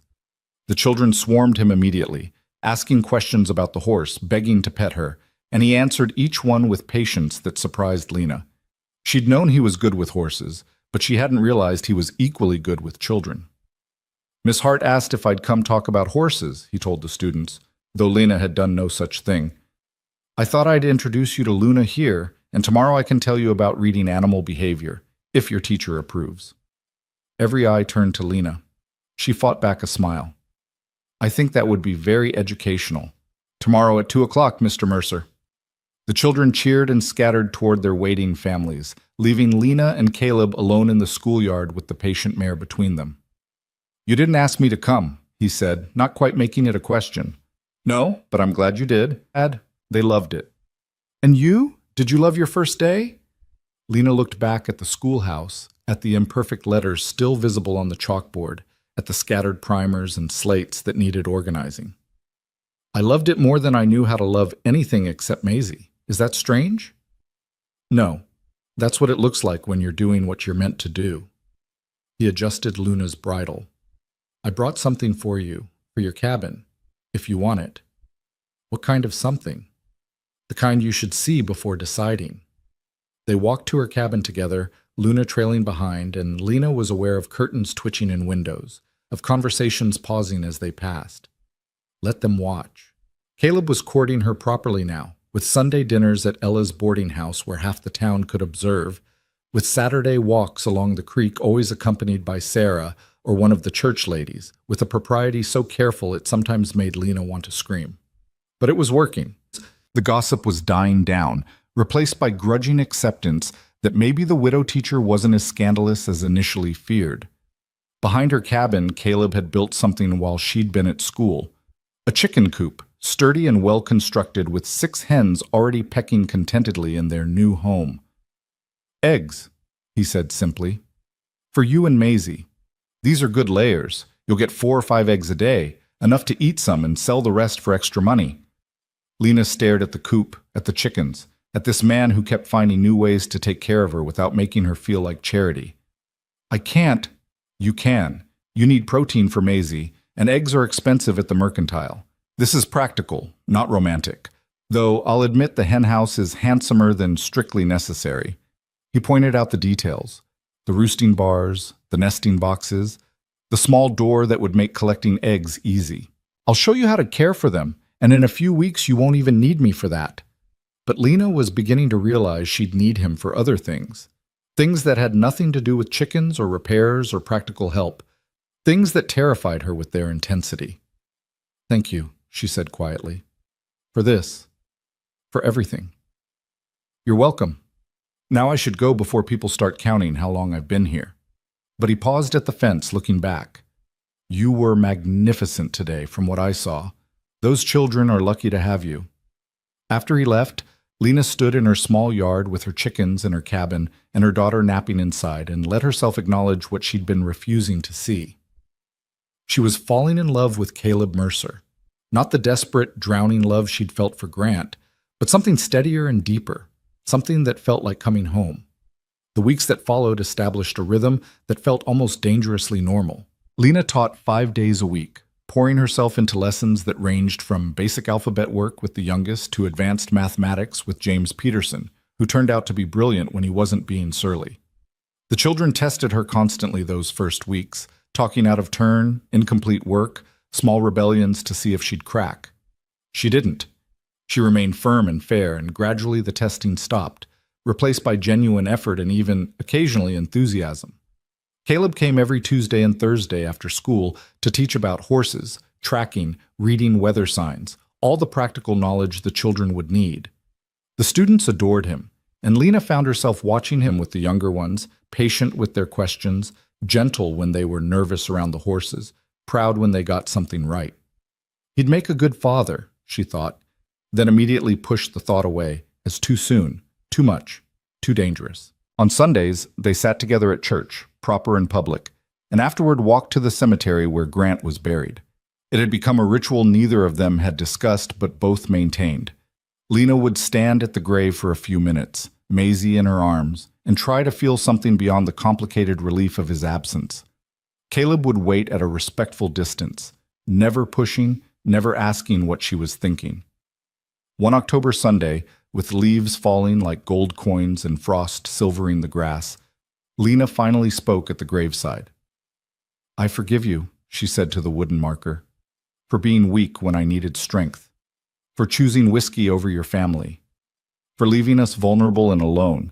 I forgive you because holding on to anger takes energy I need for living." She adjusted Maisie on her hip. "Your daughter will grow up knowing you loved her, even if you didn't know how to show it. That's the best I can offer." Wait, Caleb was silent on the walk back to town, but when they reached her cabin, he said, "That took courage." "It took letting go. That's different from courage." "No, it's not. Letting go is the bravest thing we ever do." November brought the first real snow, and with it, trouble. James Peterson stopped coming to school. When Lena visited his family's claim, she found him working alongside his father, both of them hostile to her interference. "Boys needed here," Frank Peterson said, not meeting her eyes. "Can't spare him for book learning when there's real work to be done." "James is gifted at mathematics," Lena insisted. "With proper education, he could become a surveyor, an engineer, something beyond—" She stopped, but the words hung anyway. Something beyond scraping survival from reluctant soil. "Beyond what his father is?" Frank's voice went cold. "We don't need your charity opinions about our choices, Mrs. Hart. James stays here." Lena returned to town, furious and helpless. She complained to Ruth Miller, who sighed and said some families were like that. You couldn't change them. She mentioned it to Pastor Williams, who promised to speak with Frank but held little hope of success. She stewed over it for 3 days before Caleb noticed her distraction during one of their carefully chaperoned Sunday dinners. "What's eating at you?" he asked as they walked along the creek afterward, Sarah trailing behind at a discreet distance. Lena told him about James, about the waste of watching a brilliant mind get buried under farm work and his father's resentment. "I can't just accept it. That boy deserves better." "You're right, he does, but you can't force people to value education if they've decided it's useless." Caleb was quiet for a moment. "Though there might be another way." "What way?" "I need help with my horses. The work's getting to be more than I can handle alone. especially through winter. I could hire James, pay him fair wages to work afternoons and Saturdays. His father can't object to that, and it would keep the boy from working dawn to dusk on the claim. Might give him enough breathing room to keep up with his studies on his own. You don't need help. You've managed fine for years. Maybe I'm tired of managing alone. Maybe I'm ready to teach someone the trade. He looked at her directly. And maybe I care about the things you care about, which includes that kid's future. The arrangement was made within a week. James started working for Caleb 3 afternoons and Saturdays, earning money that his father couldn't refuse. In exchange, Lena tutored James for 2 hours every Sunday after church, drilling him in advanced mathematics and science, loaning him books she ordered from her own limited funds. The boy blossomed under the attention, his surliness transforming into fierce determination.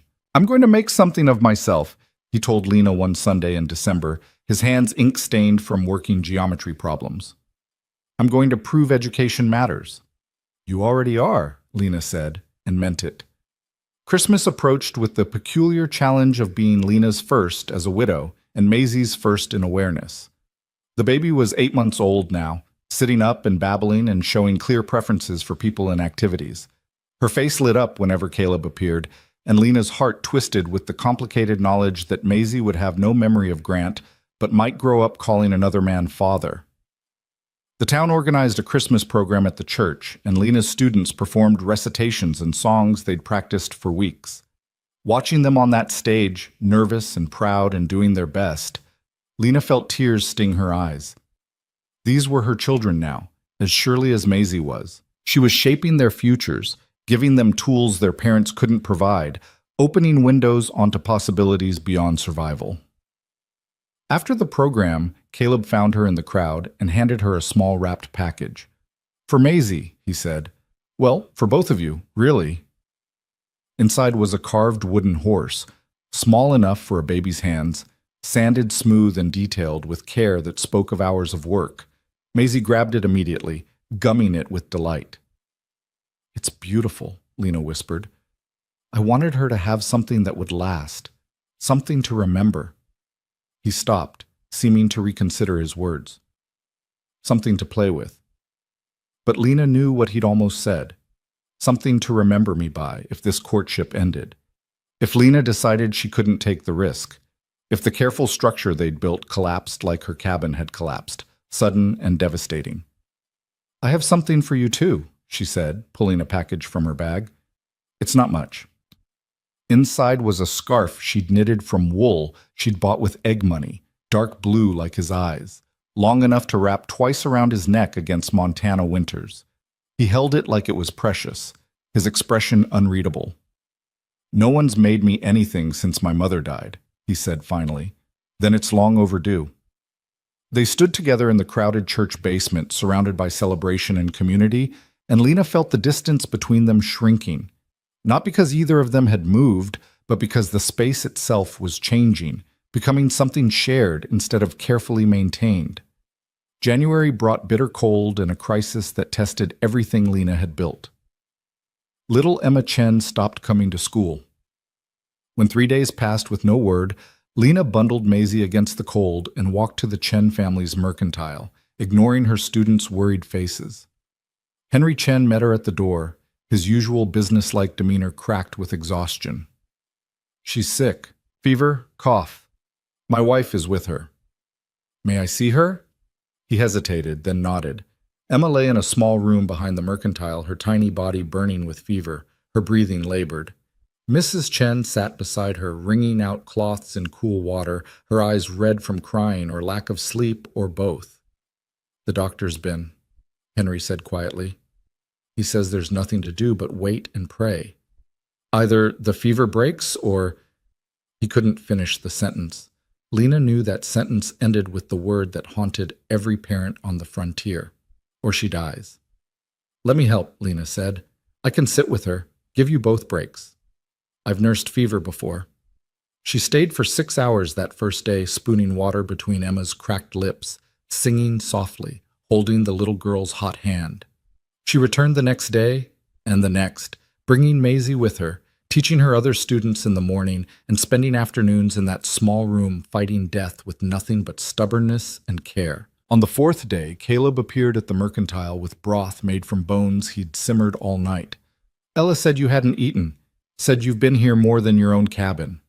I can't leave her. She's 6 years old and she's terrified and her parents are exhausted and someone needs to— Lena's voice broke. Someone needs to be you. I understand. But you're no good to Emma if you collapse. He pressed the warm jar into her hands. Eat. I'll sit with her while you do.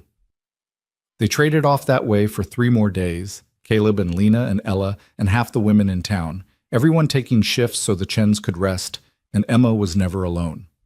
The school stayed closed, lessons suspended, everything waiting on one little girl's fight for life. On the 7th day, the fever broke. Emma opened her eyes, weak but clear, and asked for water in a voice like dried grass. Her mother sobbed. Her father gripped Lena's hand so hard it hurt. And Lena walked out of that mercantile into the January cold and let herself shake with the relief of it. Caleb was waiting with his wagon, blankets piled in the back. Come on, you're dead on your feet. I need to get back to Maisie. Ella's been watching her too long. Ella's fine and Maisie's asleep. You need sleep too, but first you need air that doesn't smell like sick room. He helped her into the wagon, wrapped blankets around her, and drove out of town toward his homestead. The house was warm when they arrived, the fire already laid and burning. Caleb settled Lena in his one comfortable chair and brought her tea sweetened with honey. You saved that little girl's life, he said. The doctor saved her. The fever broke on its own. You loved her through it. You showed her she was worth fighting for, worth sitting with, worth caring about. Don't diminish that. Lena sipped her tea and looked around Caleb's house, really seeing it for the first time. The furniture he'd built himself, sturdy and simple. The books on the shelf. Not many, but well-worn and valued. The kitchen area kept neat, the bed in the corner made with military precision. It was a home built for one person, but with space for more, waiting. Why haven't you married? She asked suddenly. You're 32, established, kind. You could have had your pick of women. Because I was waiting for the right one. Because I knew what I wanted wasn't just a wife, but a partner. Someone strong enough to build a life with instead of someone who needed me to build it for them. He sat across from her. And because Montana is hard on marriages. I've seen too many fail because people were desperate instead of certain. I wanted to be certain. And are you? Certain? About you? Yes. About us? That's not just my decision to make. Lena set down her tea with shaking hands. I'm terrified of getting this wrong, of trusting the wrong person again, of needing someone who'll disappoint me. Those are all valid fears. But fear isn't a reason to run from something good. It's a reason to move carefully, which we've been doing. We've been courting for 5 months now, Lena. 5 months of proper visits and supervised walks, and me proving over and over that I show up, I stay, I keep my word. At some point, you have to decide if that's enough evidence or if no amount of evidence will ever convince you. She looked at him across the small space of his house, this man who'd pulled her from wreckage and had been pulling her toward solid ground ever since. He was right. He'd been steady and patient and kind. He'd proven himself in every way that mattered. The question wasn't whether he was trustworthy, but whether she was brave enough to trust him anyway. I'm not ready to marry, she said slowly. Not yet, but I'm ready to stop being afraid of wanting to. His smile was sunrise bright. That's enough. That's more than enough. February brought a thaw, and with it Caleb's formal proposal to court her with intent to marry. He asked Pastor Williams first, old-fashioned and proper, then asked Lena in her cabin with Ella as witness, and Maisie playing on the floor between them. I'm asking permission to build a future with you, he said. Not next week or next month, but when you're ready, when you're certain.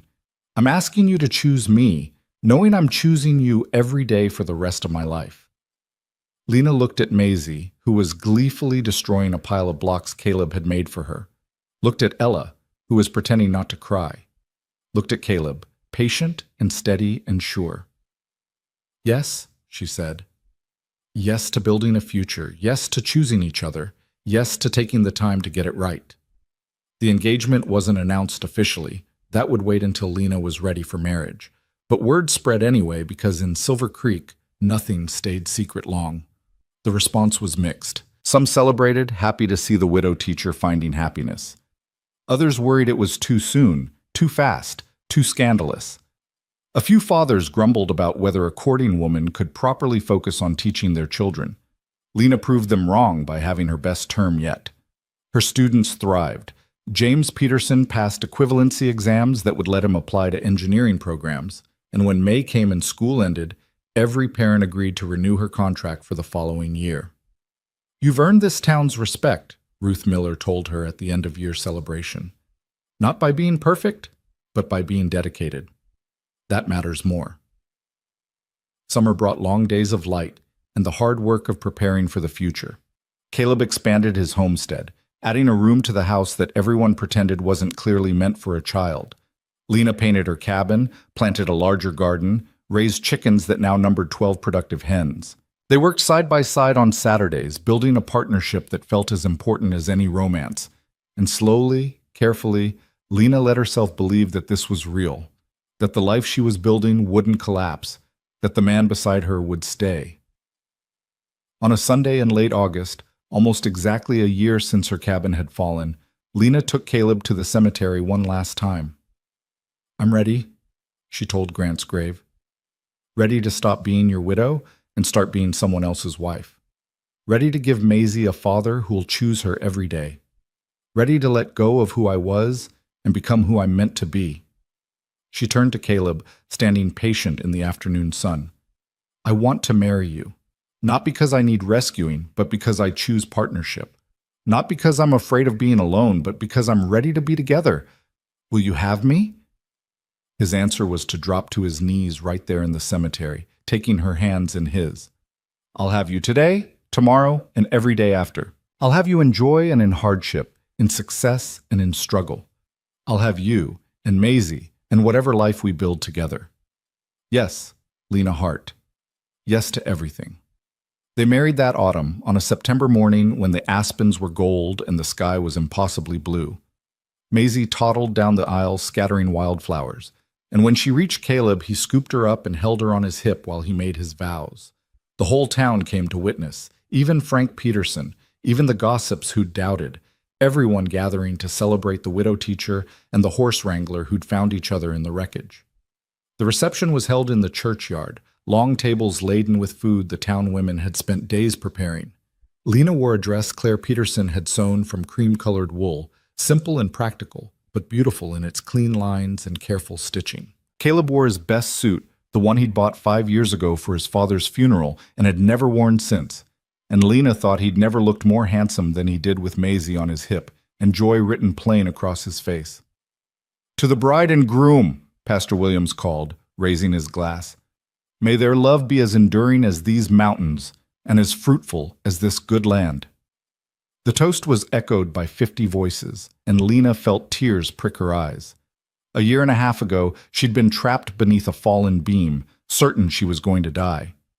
Now she stood surrounded by community, married to a man who'd proven his worth through steady action rather than empty promises, with a daughter who'd never remember the father who'd abandoned them, but would grow up knowing the one who'd chosen her. "You all right?" Caleb murmured, his free hand finding hers. "Better than all right. I'm happy." The word felt foreign and right all at once. "I'm actually genuinely happy." "Good, because I plan to keep you that way for the next 50 years at minimum." They moved into Caleb's homestead the following week, the house that had waited patient for a family finally receiving one.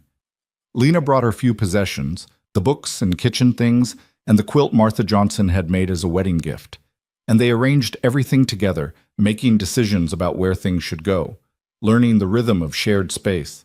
The room Caleb had added became Maisie's, with the cradle he'd built positioned by the window where morning light would wake her gently. That first night in their own home, after Maisie had been settled and the lamps turned low, Lena stood at the window and looked out at the valley spread below. The mountains were dark shapes against a star-filled sky, eternal and indifferent to human joy or sorrow, beautiful precisely because of that indifference. "What are you thinking?" Caleb asked, coming up behind her, his hands gentle on her shoulders. That I spent so much time afraid of needing someone that I forgot wanting someone was different. Better. She turned in his arms. That I'm glad I was brave enough to choose this. To choose you. We chose each other. That's what makes it work. The autumn passed in a rhythm of work and contentment that Lena had never known was possible in marriage. She taught during the week, her second year proving easier than the first, now that she knew her students and their families, now that she'd established herself as capable and dedicated. Caleb worked his horses and began training James Peterson in earnest, the boy showing real talent for the trade. Evenings they spent together, Caleb reading aloud while Lena mended or planned lessons, Maisie playing at their feet or demanding stories or practicing the walking she'd recently mastered. It was ordinary and precious, this life they'd built. No grand drama, no desperate struggles, just the steady accumulation of good days that added up to something worth protecting. Winter brought challenges that tested their new marriage in ways neither had anticipated. A blizzard in December killed half their chickens, despite Caleb's best efforts to shelter them. In January, Lena caught influenza from one of her students and spent 2 weeks too sick to teach, forcing the school to close and worrying parents who depended on that education. In February, Caleb's best stallion broke a leg and had to be put down, a financial loss that hurt almost as much as the emotional one.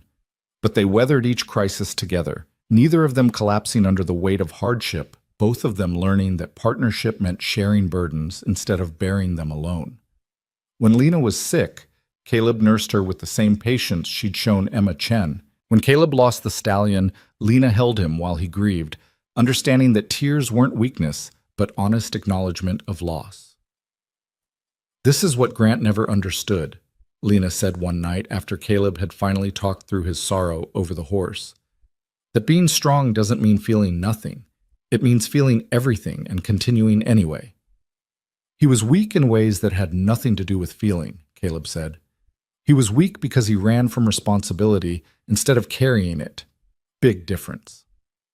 Spring of their second year brought news that changed everything.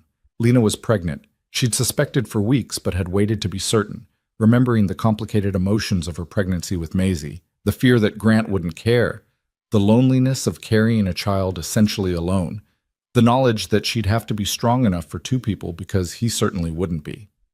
This time was different. This time she told Caleb over breakfast on a Sunday morning, watching his face transform from confusion to wonder to fierce protective joy in the space of 3 heartbeats. "A baby," he breathed. "We're having a baby. Are you happy?" Happy doesn't begin to cover it. He came around the table and knelt beside her chair, his hands gentle on her still flat belly. Terrified, yes. Worried about you, absolutely. But happy most of all. "We're going to have a family, Lena. A real family that we built together." The pregnancy was easier than Lena's first. Perhaps because this time she wasn't doing heavy farm labor or worrying constantly about money or dealing with a husband who resented her condition.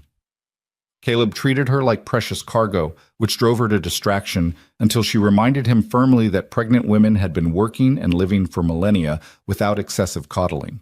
"I'm growing a baby, not dying of consumption," she told him when he tried to prevent her from carrying a basket of laundry. "I can handle household tasks." "I know you can. Doesn't mean you should have to." They compromised, as they'd learned to do about most things. Lena continued teaching through May, her students delighted by the prospect of their teacher having a baby. She stopped in June, using the summer to prepare for the arrival and to train Sarah Brennan to take over the school in the fall while Lena recovered. "You'll come back?" Ruth Miller asked, worry creasing her face. "After the baby's born?" "We can't lose you, Lena." "I'll come back. Maybe not until January, but yes, teaching is part of who I am now. I won't give it up." The baby came in late August, a son they named Thomas after Caleb's father, with dark hair and blue eyes and lungs that announced his arrival to half the county. Caleb held his son with shaking hands and tears streaming down his face, and Lena understood in that moment that this was what she'd been searching for all along. Not rescue, not security, but authentic partnership with someone who felt as deeply as she did and wasn't afraid to show it. Maisie, now 2.5, was fascinated by her baby brother. She brought him toys, sang to him in her toddler voice, and informed anyone who'd listen that Thomas was her baby and they were only borrowing him. Watching her daughter embrace her new family without any sense of loss for the father she'd never known, Lena felt the last piece of guilt about Grant's death finally release its hold. This was Maisie's real family. Caleb was her real father in every way that mattered. The past was past, and they were all better for having moved beyond it. October brought unexpected trouble when Frank Peterson appeared at the homestead, his face thunderous. James trailed behind him, sporting a black eye and a defiant expression. "Your teaching has ruined my son," Frank said without preamble. Filled his head with ideas above his station, now he's telling me he's going to Helena for engineering school, leaving me to work the claim alone. "I'm 17, Pa," James said, "old enough to make my own choices." "You're old enough to honor your father and do your duty to this family." Caleb stepped forward, his posture calm but unmistakably protective. "James has been working for me for over a year, Frank. He's earned his own money. If he wants to use it for school, that's his right. You stay out of this, Mercer. This is family business." "Actually, it's James's business," Lena interjected, coming to stand beside Caleb with Thomas in her arms. "He's the one who did the work, earned the grades, secured the acceptance. All we did was provide opportunities. What he does with them is his choice." Frank's face reddened. "You think you're so high and mighty with your books and your fancy teaching? You're just a widow who got lucky landing a decent man. You don't know anything about real life, about real work." "I know about real work," Lena said quietly. "I know what it's like to have a cabin fall on you and keep fighting anyway. I know what it's like to raise a child alone with no money and no prospects. I know what it's like to build a life from absolute nothing. So don't talk to me about not understanding hardship, Frank Peterson. I've lived more of it than you'll ever comprehend." The silence that followed was profound. Frank looked at Lena as if seeing her for the first time, and something in his expression shifted. "You really think he can make it?" he asked finally. "In Helena? In engineering?" "I know he can. James has one of the finest mathematical minds I've ever encountered. He'll not just make it, he'll excel." Frank turned to his son, and the anger in his face warred with something else.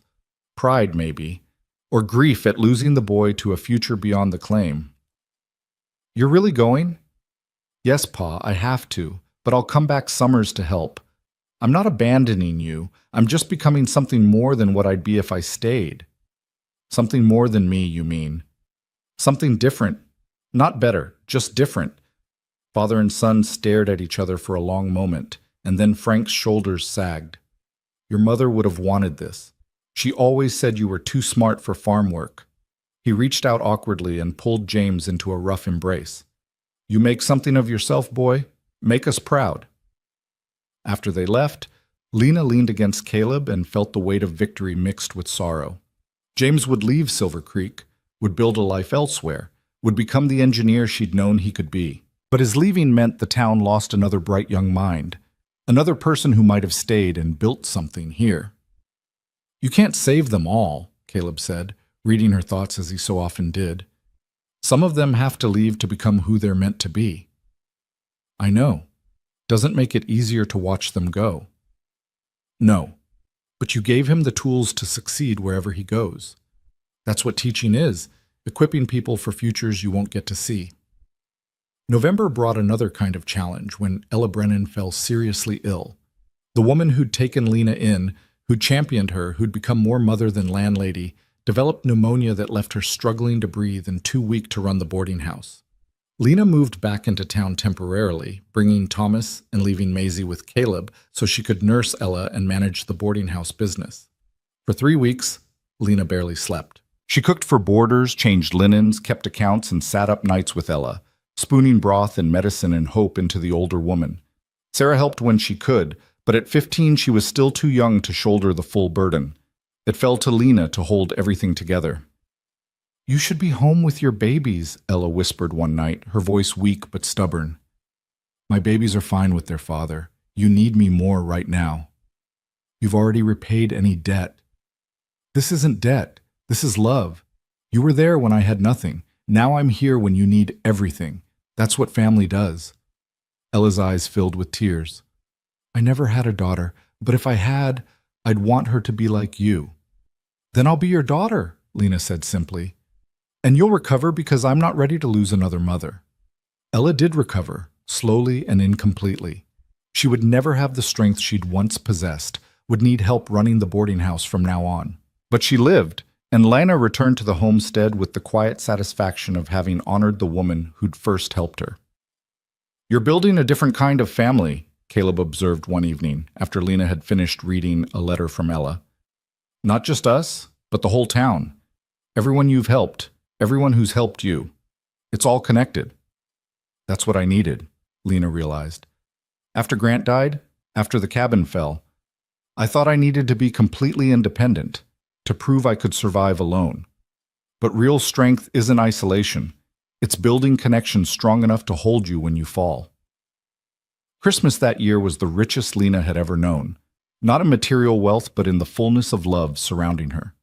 They hosted dinner at the homestead, inviting Ella and Sarah, Ruth Miller, and her family, even Frank and James Peterson, who was home from Helena for the holidays. The house was crowded and loud and chaotic, Maisie running wild with the other children, Thomas being passed from lap to lap, the adults talking over each other about politics and weather and the endless small dramas of frontier life. Lena stood in her kitchen in her house with her family, and felt grateful in a way that defied description. She'd lost everything and found more than she'd dreamed possible. She'd been broken and had healed stronger. She'd needed rescue and had become someone who rescued others in turn. Happy? Caleb asked, stealing a moment alone with her while the others were distracted. Profoundly, completely, in ways I never knew existed. He kissed her forehead. Good, because we're just getting started. The years that followed established the pattern of their life together. Lena taught school 9 months a year, raising up students who would become teachers and engineers, ranchers and shopkeepers, passing on not just knowledge but the belief that they could become more than their circumstances suggested. Some stayed in Silver Creek, others left for Helena or Denver or points beyond. All of them carried pieces of what Lena had taught them about perseverance and dignity and the quiet strength it took to build a good life. Caleb's horse operation grew, aided by James Peterson's engineering skills in designing better facilities and by the reputation Caleb had earned for fair dealing and quality stock. He trained 3 more apprentices over the years, each one learning not just the trade but the philosophy behind it, respecting the animals, reading the land, understanding that patience yielded better results than force ever could. They had 2 more children, a daughter named Ellen after Ella Brennan, and another son they called William. Maisie grew into a serious, thoughtful girl who loved books as much as her mother did and showed talent for mathematics that made Lena think she might become a teacher herself someday. Thomas was all energy and curiosity, constantly bringing home injured animals for his father to heal, showing the same gift with horses that Caleb possessed. The younger children were still small, still requiring constant attention, still in that precious stage where every day brought new words and new discoveries. The homestead expanded to accommodate them all, Caleb adding rooms as needed, always building with the same careful attention to quality he'd shown in the original structure. This house would last, would shelter generations if the children chose to stay. It was built on ground that wouldn't shift, with timber that wouldn't fail, by hands that knew the cost of poor construction and refused to repeat those mistakes. On a September morning 5 years after their wedding, Lena woke to find Caleb already up, standing at the window and watching the sunrise paint the mountains in shades of rose and gold. She joined him, fitting herself against his side in the way they'd learned to stand together, 2 separate people who'd chosen to build one life. "What are you thinking about?" she asked. "About the day I pulled you out of that cabin. How terrified I was that I'd be too late. How grateful I am that I wasn't. I'm grateful too. For you. For this." She gestured at the house, the sleeping children, the life they'd built. For learning that love doesn't have to be desperate or dramatic to be real. Sometimes it's just steady and sure and always there. Like mountains. Like mountains, she agreed. They stood together in comfortable silence, watching the day begin, and Lena thought about all the ways a life could change, how disaster could become opportunity, how loss could create space for something better, how the worst moment of your existence could lead directly to the best, if you were brave enough to keep moving forward instead of staying buried in the wreckage. Her first marriage had been built on sand, beautiful promises that dissolved the moment real life tested them. This marriage was built on rock, on the solid foundation of mutual respect and shared work, and the determination to choose each other not just once, but continuously, through every hardship and every joy. "I love you," she said, the words still feeling new even after 5 years of saying them. "I love you too, today and every day after." He turned to kiss her properly, his hands gentle on her face. "Thank you for being brave enough to choose me. Thank you for being worthy of the choice." But behind them, they heard small feet pattering on the floor. Maisie, awake early as always, probably coming to ask for breakfast or to share some urgent 6-year-old observation about the world. Thomas would follow soon, and then the younger children, and the day would fill with the beautiful chaos of family life. There would be meals to prepare, and animals to feed, and lessons to plan, and the 1,000 small tasks that comprised ordinary existence. But for this moment, they stood together at the window and watched the light grow. Two people who'd found each other in the darkness and had built something bright enough to last. Lena had learned that independence wasn't isolation. It was choosing love freely instead of desperately. That strength wasn't in never needing help, but in being wise enough to accept it when offered. That the life worth living wasn't the one without hardship, but the one where hardship was faced together, where burdens were shared instead of borne alone. She'd learned that sometimes a collapse, whether of timber or of hope, was necessary to clear space for something better to grow. That bleeding hands could heal and brave hearts could love again. That family wasn't just blood, but choice, built through years of steady presence and mutual care. And she'd learned that the best love stories weren't the ones that ended with rescue, but the ones that began with it and then transformed into something more, into partnership and respect and the quiet daily choice to build a life worthy of keeping. The sun cleared the eastern peaks, flooding their valley with golden light, and in that illumination Lena saw the truth written across everything they'd built together. This was enough. This life, this love, this family they'd chosen and fought for and created against all odds. This was more than she'd dreamed possible when she'd been trapped beneath that beam, more than she'd dared hope for in those first desperate days as a widow, with nothing but a baby and borrowed clothes and the determined belief that she could survive. She hadn't just survived, she'd thrived. They both had. And they would continue to do so, day by day, season by season, year by patient year, building their future on the lessons of the past and the love that had grown from wreckage into something unshakable and true. Behind them, Maisie appeared in the doorway, her hair wild from sleep, her face bright with the innocent joy of being 6 and loved. "Mama, Papa, look, the sky is all pink and gold. Can we have pancakes for breakfast? And can I help make them, please?" Caleb laughed and scooped his daughter into his arms, kissing her forehead. "Of course you can help. You're the best pancake helper in all of Montana Territory." "In the whole world," Maisie corrected seriously. "In the whole world," he agreed, his eyes meeting Lena's over their daughter's head, both of them sharing the private smile of parents who knew exactly how blessed they were. And as they moved toward the kitchen to start the day, toward the ordinary miracle of breakfast and laughter and family, Lena felt nothing but gratitude for the journey that had brought her here, for the cabin that fell and the hands that bled pulling her free, for the courage to trust again and the wisdom to choose well, for every hard day and every good one, each of them necessary, all of them adding up to this beautiful, imperfect, wholly sufficient life. This was the happy ending she'd never expected and couldn't have imagined. Not a fairy tale rescue, but a real story of real people choosing real love day after day, until the choosing became as natural as breathing